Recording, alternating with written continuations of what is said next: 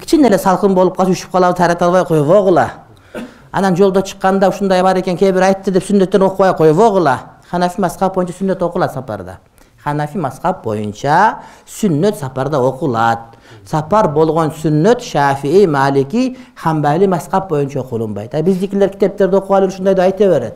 Сапарда сүннөт таштаган сүннөт деген сөз натура бизге туура келбейт. Бирок сүннөт намаз сапарда дагы сапарда эмес да ташталат. Эгер зарылчылык болуп калса. Мисал үчүн китепте келет. Эгерде бир муфти болсо, алым болсо, адамдар маселе сурап келсе, намаздан сүннөт окуп отура бербей, ошолорду кабыл алган жакшыраак. Анткени булардын иши көп деген сөз. Сапарда кетип атканда такси тез деп кыйкырып аткан учурда парзын окуп сүннөттө таспиттарды отура бербестен анда сүннөтүн калтырсаң болот. Сапарга чыккандык үчүн эмес, зарыл болуп калган үчүн.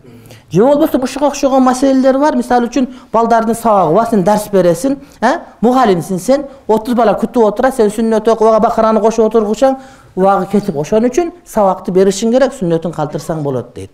А бирок сүннөт болгон убактын кенен отурасың, бутту созуп кыйбат сүйлөп атасың, сапардагы сүннөт таштап койсоң, ал биздин мазхабка туура келбейт. Бир дагы китепте жок, урматтуу бир тууганым.